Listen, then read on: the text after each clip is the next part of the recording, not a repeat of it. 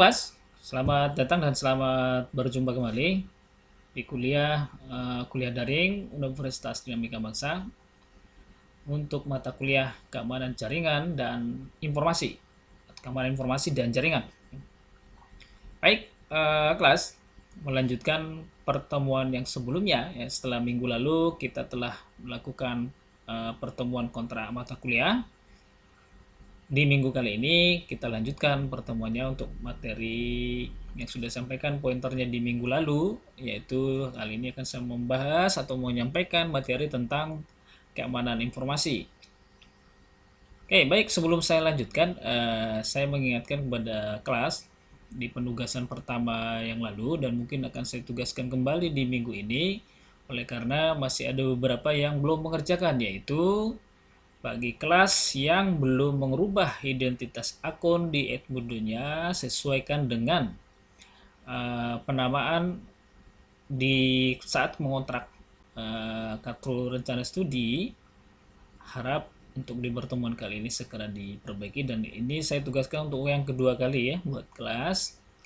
Apabila di pertemuan ini belum juga dilaksanakan, tentu nanti itu akan mempersulit teman-teman sendiri ya kelas, dalam rangka saya nanti akan memberikan penilaian untuk mengevaluasi ya kehadiran termasuk penugasan-penugasan ya. Baik, untuk berikutnya saya akan menyampaikan materi, yaitu materi tentang keamanan informasi. Oke, baik, kelas, di era informasi digital saat ini ya, bahwa masalah information security atau keamanan informasi ini memang sudah sangat perlu sekali ya untuk diperhatikan ya, atau menjadi perhatian khusus ya, terkait dengan bagaimana teknis mengamankan informasi, bagaimana teknis untuk monitor keamanan informasi ya, oleh karena dengan berbagai macam perangkat teknologi yang digunakan oleh user maupun user secara pribadi ya, maupun dalam konteks dia dalam sebuah perusahaan atau organisasi, bahwa transaksi informasi ya di jaringan, baik di jaringan publik maupun di jaringan lokal, itu sudah menjadi sebuah kebutuhan ya. Oleh karena itu ya, ini tentu butuh perhatian khusus karena informasi-informasi tersebut ya perlu dilindungi ya, agar terjamin integritasnya. Oleh karena beberapa informasi yang ditransaksikan, tentu ada beberapa informasi yang amat sangat penting ya kaitannya dengan pengembangan organisasi, ataupun bahkan itu menjadi rahasia organisasi ataupun komunitas, bahkan informasi pribadi. Nah, untuk itu, untuk membahas keamanan informasi ini ya, di pertemuan kali ini kita akan melihat nanti dasar-dasar mengenai mulai dari definisi keamanan informasi, kemudian apa saja yang dimaksud dengan keamanan informasi, apa yang perlu kita perhatikan tentang keamanan informasi, dan sebenarnya keamanan informasi itu apa. Jadi untuk itu teman-teman ya, kelas keamanan informasi dan jaringan, agar mengikuti materi ini dengan baik. Oke, kelas, saya lanjutkan. Kelas, untuk saat ini ya, untuk di zaman ini sama-sama kita saya kira sudah sangat paham bahwa informasi sudah disebutkan ya, sudah menjadi sebuah komoditi ya. Di pemahaman ini yang menyebutkan informasi sudah menjadi sebuah komoditi itu memang sesuatu yang sudah tidak bisa terbantahkan. Kenapa sih disebut komoditi? Ya, komoditi ini berarti ini sudah sebuah kebutuhan ya, kebutuhan yang sangat penting. Nah, oleh karena ini adalah sudah kebutuhan yang sangat penting, maka tentu kita perlu perhatian khusus ya untuk memahami bagaimana kemudian informasi di zaman sekarang itu bisa kita kelola dengan baik ya, tidak asal menggunakan maupun menyebarluaskan. Oke, di samping informasi disebut tadi sudah menjadi sebuah komoditi, masih ada juga istilah bahwa mengatakan bahwa informasi itu bahkan sudah menjadi sebuah IBS. Ya. IBS itu Information Based Society. Jadi kita saat ini sudah berada di level Information Based Society. Artinya kita sudah tidak bisa lagi mengabaikan bahwa informasi itu amat sangat penting ya, baik dari dalam hal pengembangan karir, kemudian penambahan pengetahuan, peningkatan kompetensi dan lain-lain sebagainya. Nah, tentu ya, kalau sesuatu sudah disebut sebagai base ya, maka ini menjadi suatu kebutuhan penting, itu yang disebut tadi sebuah komoditi.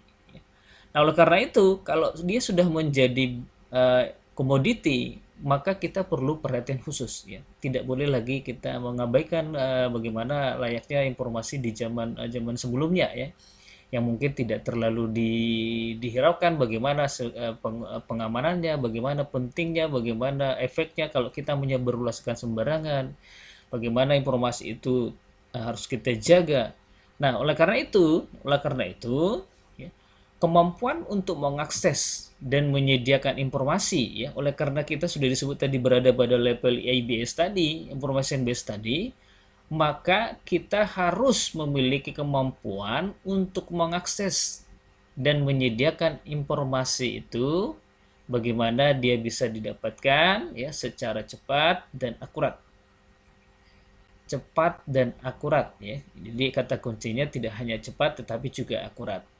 Nah, ini menjadi sebuah keharusan ya, atau disebut dengan sangat esensial bagi seluruh organisasi ya, baik yang berupa organisasi komersil ya seperti perusahaan, bahkan di dunia pendidikan sendiri ya, termasuk di perguruan tinggi, kemudian di lembaga-lembaga pemerintahan maupun individual ataupun pribadi. Nah, artinya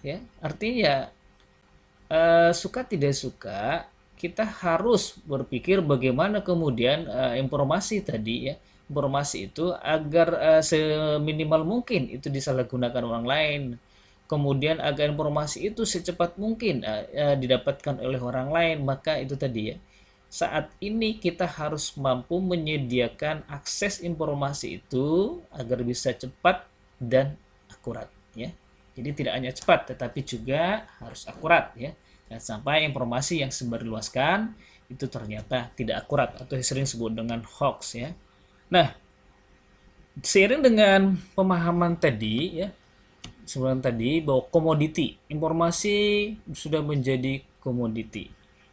Nah, di satu sisi ini yang sebutkan tadi, satu sisi ini merupakan sesuatu yang baik ya, sesuatu yang baik bagaimana kemudian kita jadi bisa mengakses informasi dengan cepat ya, baik informasi yang berhubungan dengan ilmu pengetahuan dan lain-lain ya. Nah, namun dengan seiring dengan yang disebutkan tadi bahwa oleh karena sudah disebut menjadi sebuah komoditi, tentu ini juga di sisi lain ini juga akan disalahgunakan oleh orang-orang yang tidak bertanggung jawab.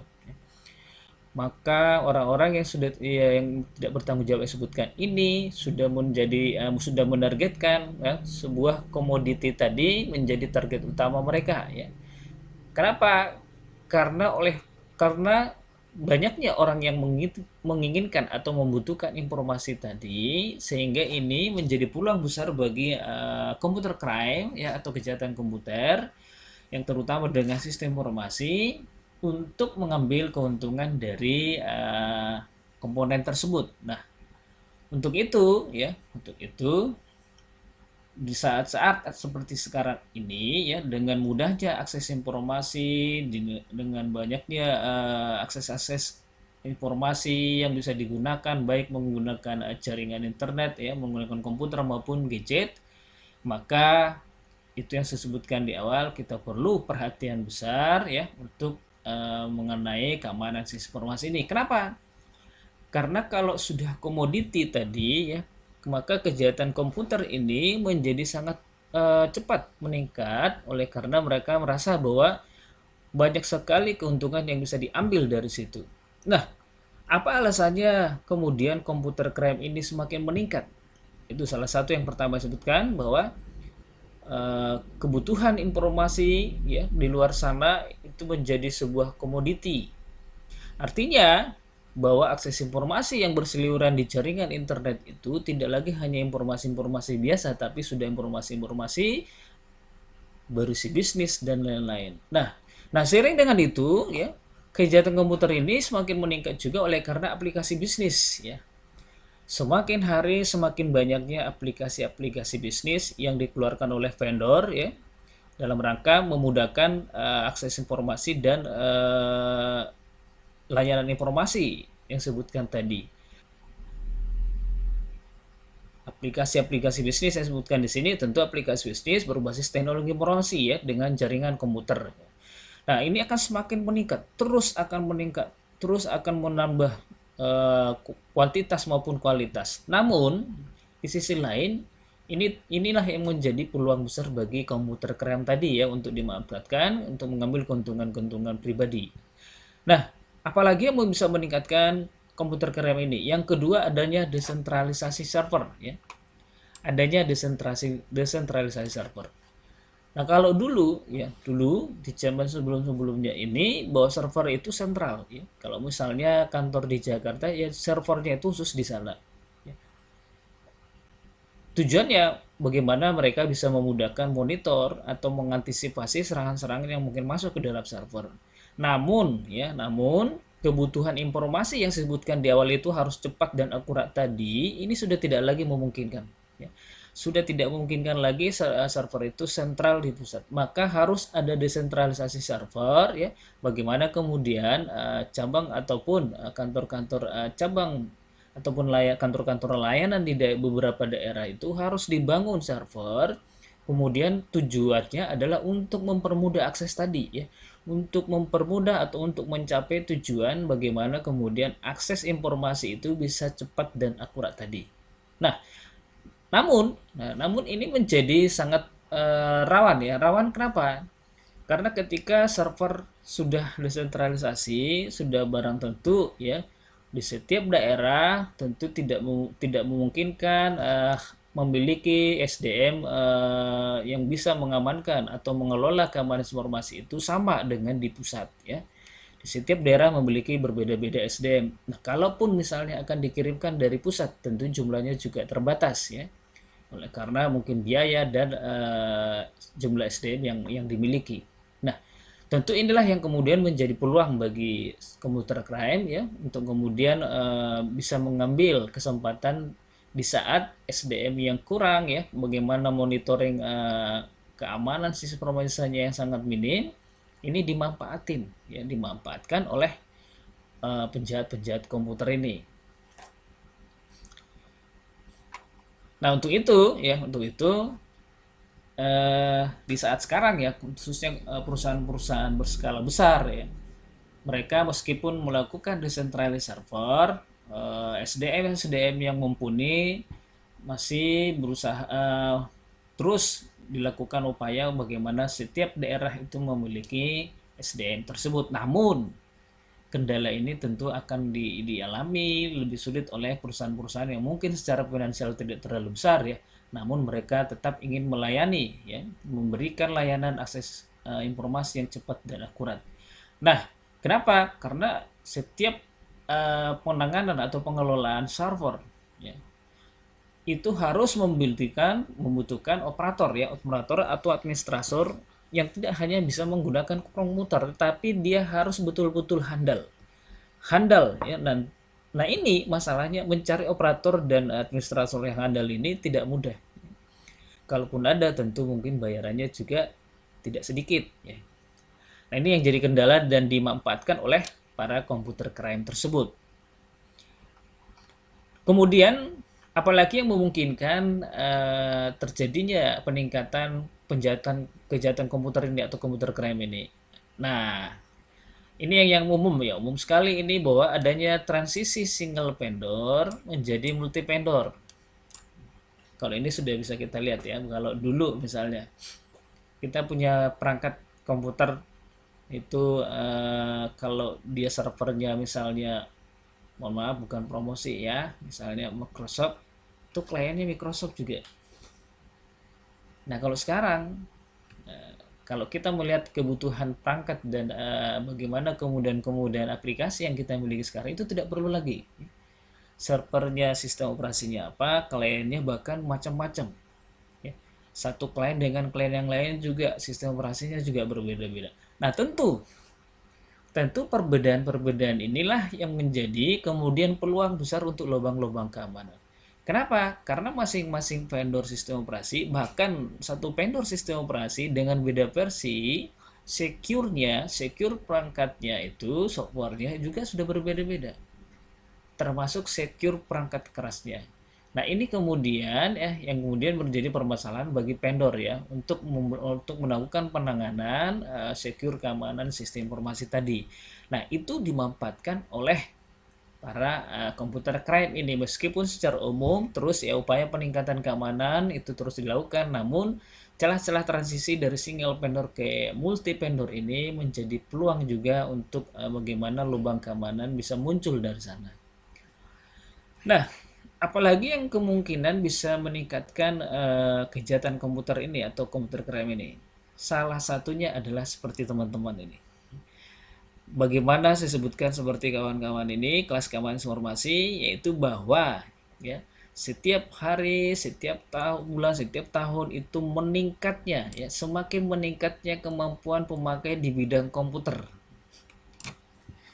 Semakin meningkatnya kemampuan pemakai di bidang komputer ya. Tentu salah satunya adalah bagaimana perguruan-perguruan tinggi atau sekolah-sekolah yang kemudian dia memfokuskan materi-materi atau mata kuliah-mata kuliah yang berhubungan dengan teknologi informasi.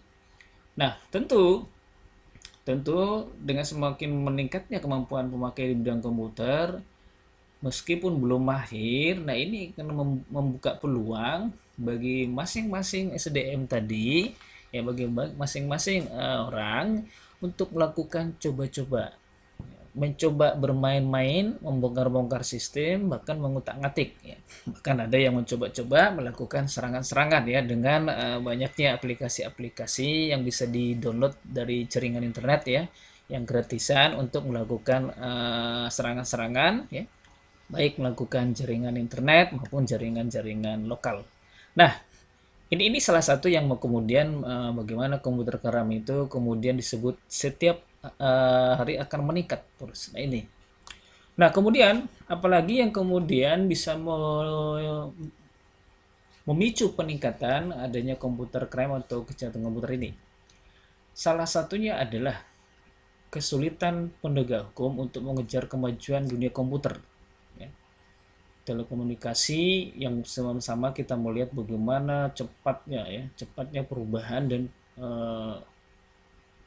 transisi teknologi yang semakin hari semakin canggih. Nah, kesulitan penegak hukum baik dari sisi perangkat yang digunakan maupun dari segi sumber dayanya. Nah, meskipun sama-sama kita melihat bagaimana upaya pemerintah juga telah melakukan ya untuk memperbarui regulasi-regulasi yang berhubungan dengan cybercrime ya. Bahkan di instansi-instansi pemerintah terutama di kepolisian maupun TNI, unit ini sudah menjadi unit khusus ya.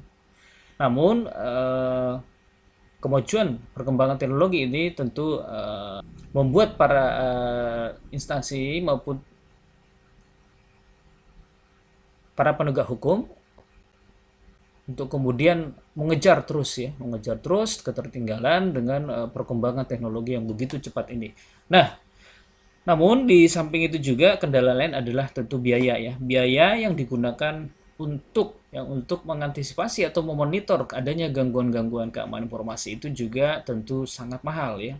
Nah, oleh karena itu beberapa perusahaan maupun instansi pemerintah itu sudah mengalokasikan dana yang cukup besar untuk hal ini. Nah,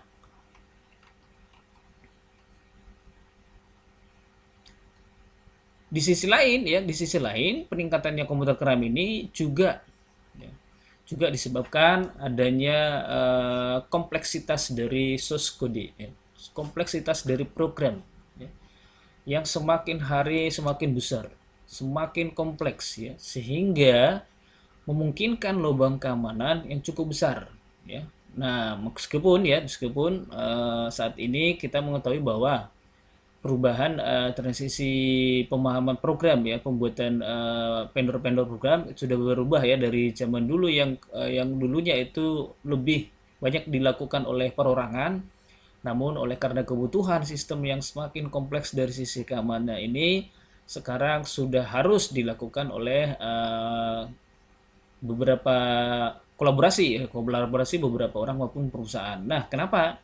Karena perusahaan-perusahaan misalnya seperti pengguna, misalnya perusahaan ataupun instansi pemerintah misalnya, sebagai pengguna aplikasi, ya prasyarat salah satunya adalah bagaimana kemudian mereka menjamin ya, vendor itu bagaimana bisa menjamin keamanan informasi dari sistem yang mereka jual, mereka berikan kepada si penggunanya.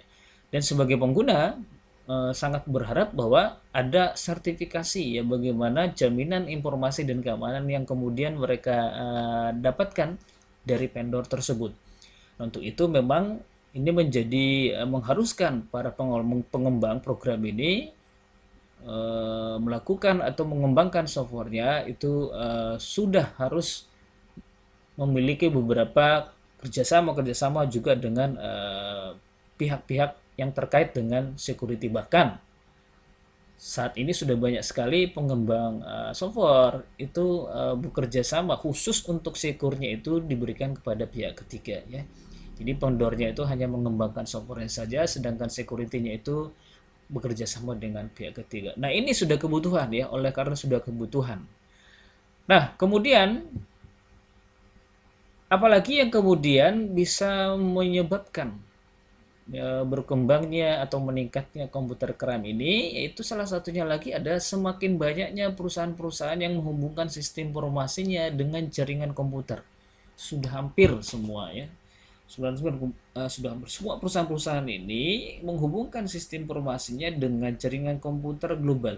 Tujuannya tadi ya, bersaing ya, bersaing bagaimana mereka sama-sama ya ingin mendapatkan respon dari para pengguna, dan mereka berlomba-lomba menawarkan kecepatan, ketepatan informasi dan kemudahan layanan yang mereka berikan ya secara online. Nah, oleh karena itu tentu ini menjadi potensi bagaimana kemudian sistem informasi itu kemudian dijebol oleh orang-orang yang kita sebut tadi komputer crime tadi. Potensinya besar, sangat besar.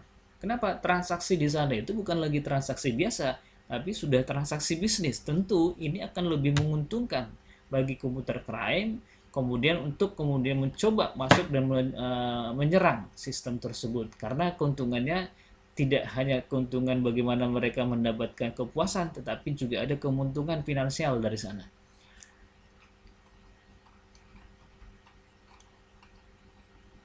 Nah, sekarang pertanyaannya, mungkinkah keamanan sistem informasi itu aman? Mungkinkah aman? Ini pertanyaan ya yang mungkin kalau kita orang awam ya, ini menjadi sangat menakutkan ya dengan bagaimana pembahasan yang disebutkan di awal ini tadi ya. Tentu kita merasa bahwa sangat riskan sekali ya, bahkan sangat mengerikan kalau ternyata kita kemudian menempatkan ataupun menaruh informasi-informasi di dalam jaringan internet yang kemudian bisa diakses secara publik. Meskipun secara khusus sebenarnya kita sudah memproteksinya ya, sudah memagarinya dengan beberapa mode-mode pengamanan tertentu. Nah, sekarang pertanyaannya, apakah mungkin aman? Tentu ketika dia sudah bisa diakses oleh publik. Ketika hal tersebut sudah diakses oleh publik, meskipun secara teknis dia sudah diamankan dengan beberapa pola keamanan, namun jawabannya adalah sangat sulit untuk mendapatkan aman, apalagi sampai 100%. 100% itu tidak mungkin aman. Sebagai contoh misalnya, teman-teman punya media sosial. Misalnya media sosial A, yang tujuannya itu di sana kita bisa membuat status, kemudian men-sharing gambar-gambar ya, menyampaikan informasi-informasi. Nah, dalam konteks menyebarkan tadi, kita bahkan mengamankan ya. kita mengamankan informasi itu kadang-kadang hanya boleh dilihat oleh orang-orang yang berhubungan langsung dengan kita atau orang-orang yang sudah kita tandai atau orang-orang yang sudah kita tentukan. Artinya menurut kita maka hanya orang itulah yang bisa melihat. Namun jangan lupa ya, bahwa informasi yang kita sebarkan tadi itu dalam publik, dalam jaringan internet. Artinya akan mungkin juga orang lain bisa menemukannya. Ya, orang lain, apalagi satu persepsi yang menyatakan bahwa ketika kita mengakses menempatkan atau menyimpan informasi di publish di jaringan internet dengan keamanan yang sudah atau secure yang diberikan kepada si pengguna, maka kita jangan merasa bahwa itu sudah aman 100%. Kenapa? Karena secara teknis ya, security yang kita buat tadi, password dan keamanan-keamanan lain itu dipegang oleh vendor. Artinya kemungkinan itu juga kemungkinan untuk diakses orang itu sangat-sangat besar sekali ya. Sangat besar sekali. Kenapa? Meskipun kita kuncinya itu masih dipegang oleh vendor, meskipun ya beberapa vendor penyedia informasi atau penyebar luas informasi saat ini misalnya atau aplikasi chatting saya sebutkan banyak yang menawarkan bahwa keamanan informasi yang mereka buat dalam media mereka itu sudah dienkripsi dengan mode end-to-end, artinya hanya pengguna dan lawan informasi lawannya itu saja, maksudnya teman-teman chattingnya yang bisa membacanya, namun pemilik atau vendornya itu tidak bisa mengakses. Nah, namun secara umum kalau kita melihat polanya ya, ketika itu disampaikan di jaringan publik, maka itu bisa diakses oleh umum. Meskipun dalam tanda kutip tadi sudah diberikan safety atau security baik bagi aplikasi maupun saat bertransaksi informasinya. Nah, yang lebih penting lagi bahwa kenapa tidak bisa 100% aman ya? Yang lebih penting bahwa dari pola pikir si penggunanya. Kenapa? Kita sendiri harus mengintrospeksi lagi ke diri kita masing-masing ya, kenapa tidak bisa 100% aman? Salah satunya penyebabnya adalah bahwa pengguna masih ada dua tanda kutip yang kemudian itu menjadi sebuah pertanyaan besar sebenarnya sampai saat ini ya, baik bagi diri kita masing-masing, yaitu bagaimana timbal balik antara yang disebut dengan keamanan dengan kenyamanan. Ini ya. Security versus convenience. Nah, ini sebenarnya masalah umum ya. Mungkin teman-teman juga masih merasakan ini ya, masih sulit membedakan mana yang keamanan, mana yang kenyamanan, mana yang dibutuhkan. Lebih penting keamanan atau kenyamanan. Kalau saya tanya kepada teman-teman kelas keamanan informasi, ya, mana yang teman-teman lebih butuhkan? Keamanan atau kenyamanan? Ya, silakan dijawab ya, sampaikan nanti di kelas kita. Nah, pada umumnya ya, pengguna itu masih lebih mengutamakan kenyamanan.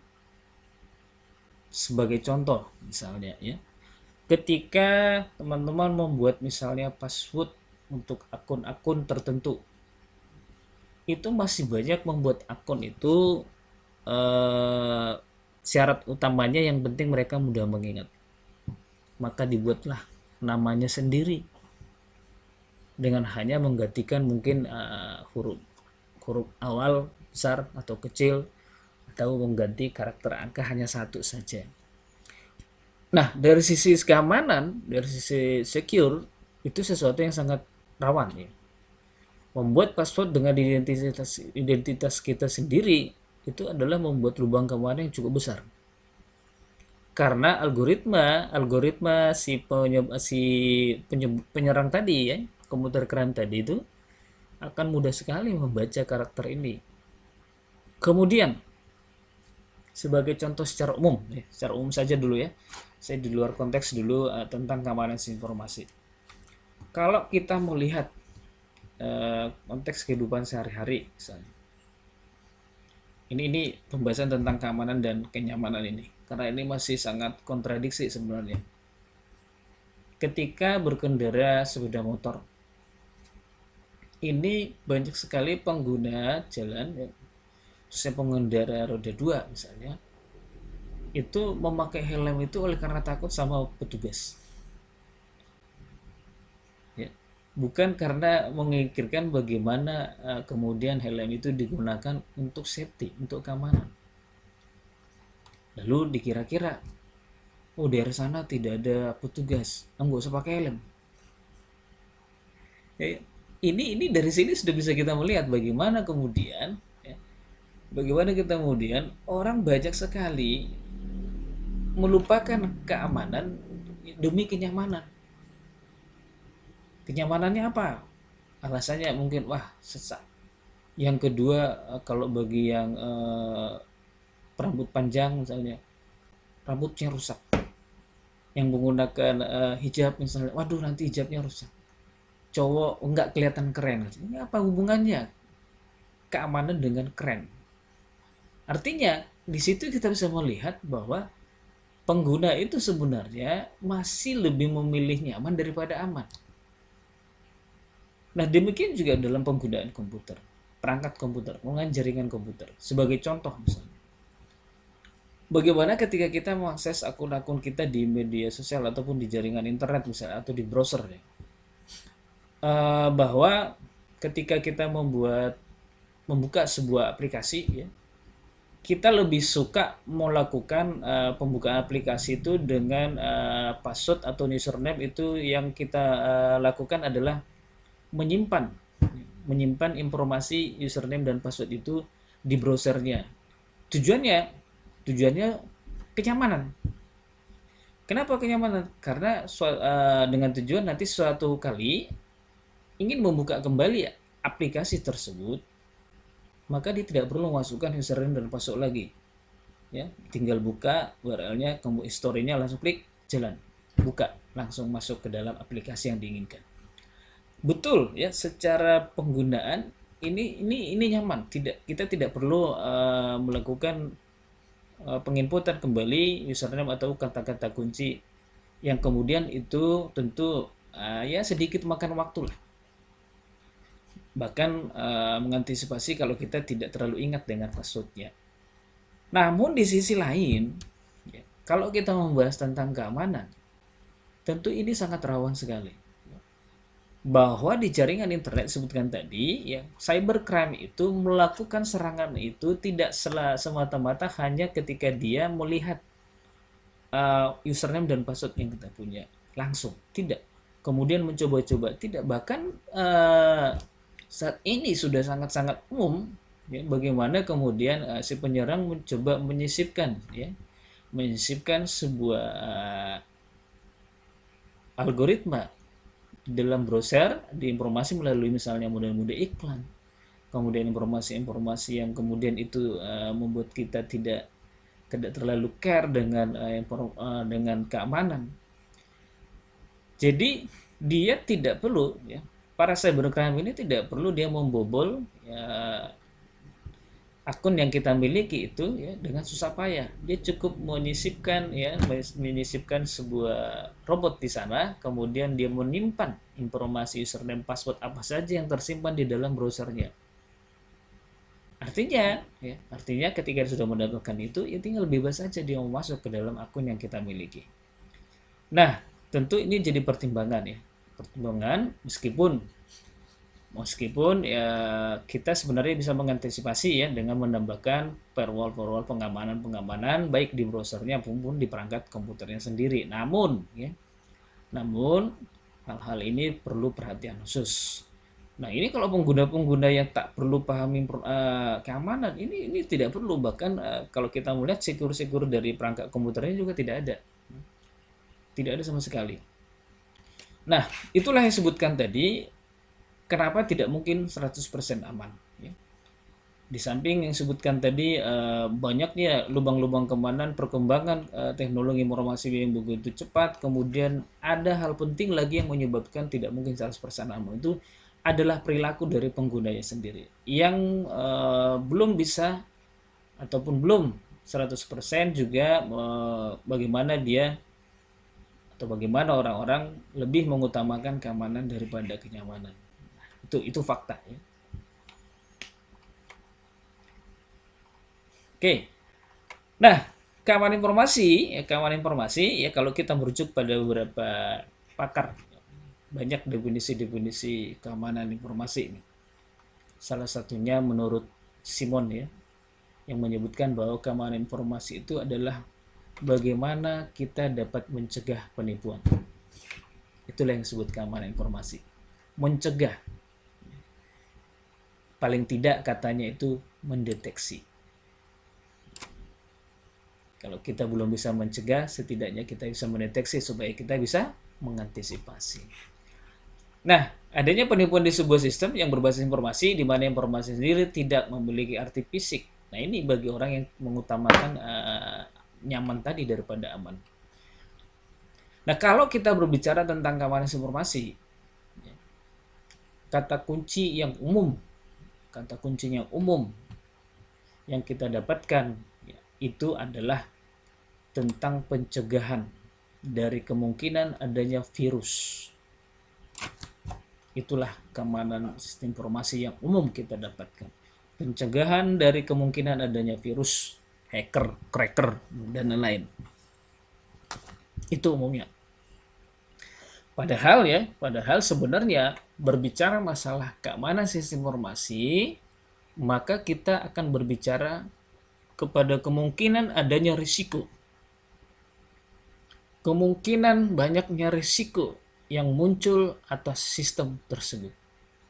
Lubang keamanan yang muncul pada saat implementasi sistem tersebut. Itulah bagaimana kemudian masalah yang kita hadapi ketika membicarakan keamanan sistem informasi. Jadi tidak hanya bagaimana mencegah virus, hacker, dan cracker, namun lebih luas lagi. Sehingga pembicaraan tentang keamanan sistem informasi, maka kita akan berbicara ke dalam dua masalah utama. Apa itu? Yang pertama adalah threat. Jadi berbicara tentang keamanan sistem informasi, kita berbicara pada dua masalah utama, yaitu threat, kemudian vulnerability. Apa itu threat? Ancaman atas sistem. Vulnerability-nya apa? Kelemahan atas sistem. Jadi ancaman yang kita bahas di sini tentang keamanan simulasi itu adalah masalah utamanya. Yang pertama ada ancaman. Oleh karena ancaman ini ada, maka kita harus tahu kelemahan kita. Supaya kita bisa mencegah, setidaknya mengantisipasi ancaman tadi. Jadi ini masalah utama dalam pembahasan keamanan sistem informasi ya. Adanya ancaman, yang kedua adanya kelemahan. Ancaman yang datang, maka kita harus mengantisipasi bagaimana kita harus paham betul apa yang terjadi ya, atau kelemahan-kelemahan sistem yang kita punya, supaya kita bisa mengantisipasi bahkan mencegah ancaman tersebut. Inilah dua masalah utama. Nah, masalah tersebut pada gilirannya, kalau kita mengabaikan dua masalah utama ini, ancaman dan kelemahan ini, maka akan berdampak kepada 6 hal utama. Nah ini, dua masalah utama ini kalau kita abaikan itu akan berdampak ke dalam 6 hal utama. Apa itu? Yang pertama, bagaimana kemudian efektivitas dari sistem informasi itu tidak terjalani. Efisiensinya tidak akan bisa kita temukan. Kerahasiaan tidak pernah bisa kita laksanakan. Integritasnya tidak pernah ada. Availability-nya ini akan terganggu. Kepatuhan ini apalagi, keandalan ini diragukan. Inilah kemudian dampaknya apabila kita tidak ataupun mengabaikan dua masalah utama keamanan sistem ini. Nah, adapun kriteria yang perlu diperhatikan dalam masalah keamanan sistem informasi, ya, di sini disebut membutuhkan 10 domain keamanan yang perlu diperhatikan. Dari dua masalah utama ini, agar kita terhindar dari 6 masalah utama ini, maka kita perlu memperhatikan atau membutuhkan 10 domain keamanan. Apa itu? Yang pertama, kita membutuhkan atau perlu memperhatikan domain akses kontrol dari sistem yang digunakan. Kemudian telekomunikasi dan jaringan yang dipakai. Ya, jangan sampai kita menggunakan telekomunikasi dan jaringan yang memang tidak memiliki sertifikat keamanan, belum teruji sistem keamanannya. Ya, kadang-kadang ini jadi kita abaikan ini, ya. Yang penting murah.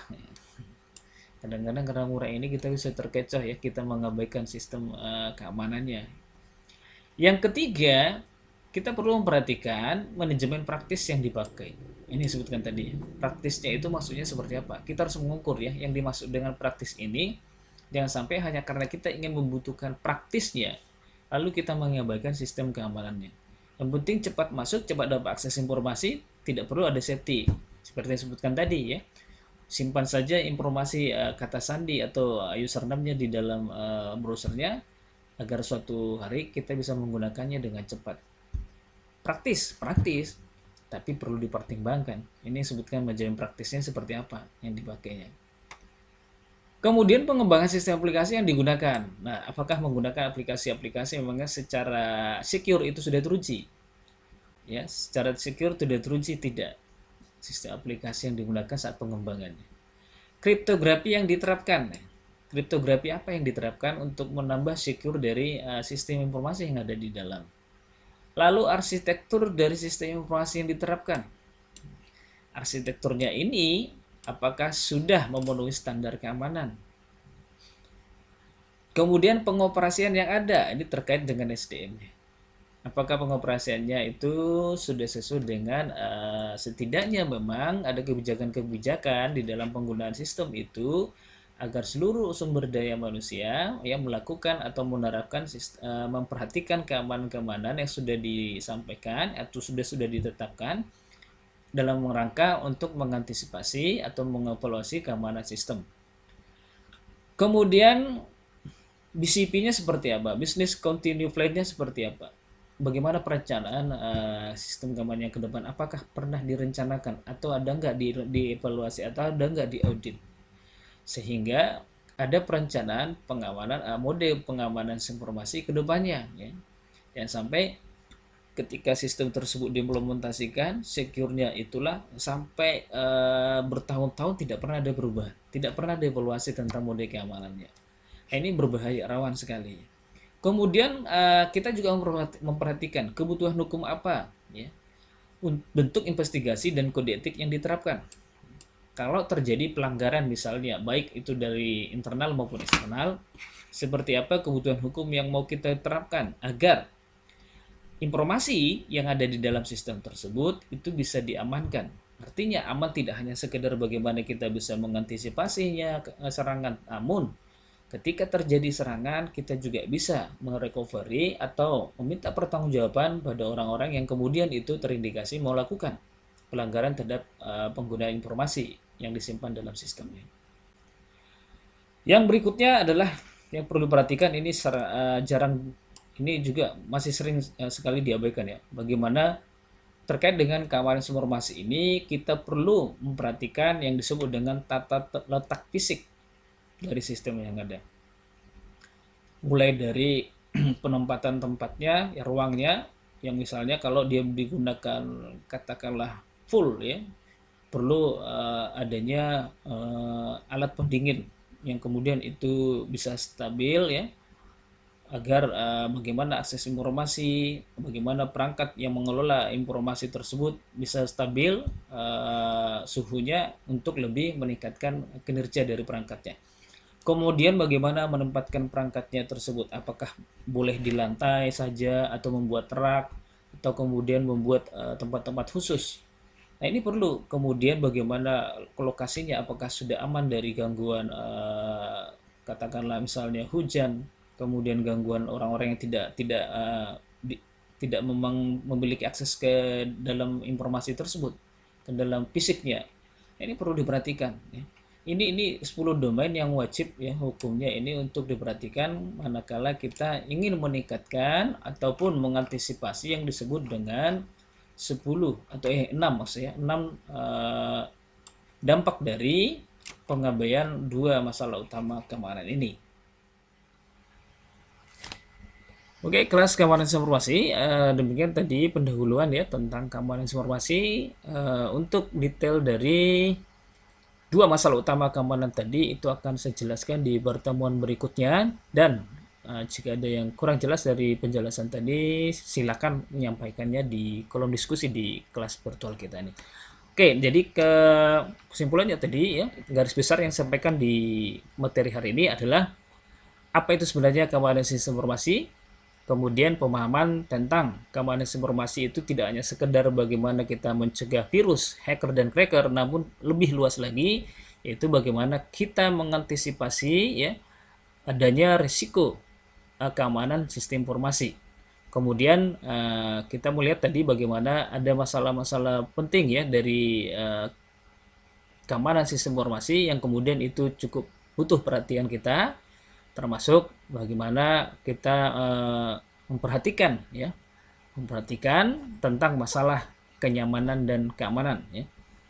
Oleh karena pentingnya keamanan, maka setidaknya memang kita harus lebih mengutamakan ya keamanan daripada kenyamanannya, lebih demi bagaimana kita memonitor ya, menjaga ya sistem informasi ya, dan perangkat-perangkatnya juga untuk terhindar dari serangan-serangan komputer crime. Kemudian bagaimana kita memperhatikan ya kunci ataupun penyebaran informasi terkait dengan akun-akun kita, baik di media lokal ya, di jaringan lokal maksud saya, maupun di jaringan publik. Nah, untuk ini nanti saya akan memberikan penugasan singkat ya, bagaimana tentang pemahaman keamanan informasi itu sendiri. Nanti silakan dibaca di kelas ya, di kelas F-Modo kita ini silakan dikerjakan ya sesuai dengan batas waktu yang ditentukan. Oke, demikian yang bisa saya sampaikan di pertemuan kali ini, kelas sistem informasi ya. Jangan lupa jika ada yang ingin ditanyakan, saya sangat berharap sekali ya diskusi kita ini bisa hidup ya, tidak hanya sekedar membaca atau menginput daftar hadir ya, tetapi juga harapannya bisa ada diskusi yang menarik ya, bagaimana setiap materi ini kemudian kita bahas, karena ini sangat penting ya. Sangat penting di zaman sekarang. Masalah keamanan informasi ini sudah menjadi masalah umum ya, masalah umum dan sudah menjadi kebutuhan.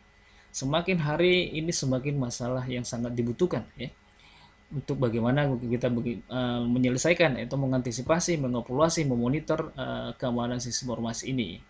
Oke, demikian kelas sistem informasi, keamanan informasi ya. Materi akan kita lanjutkan di pertemuan berikutnya. Jangan lupa tetap menjaga protokol kesehatan ya dimanapun kalian berada. Jaga kesehatan dan salam sehat.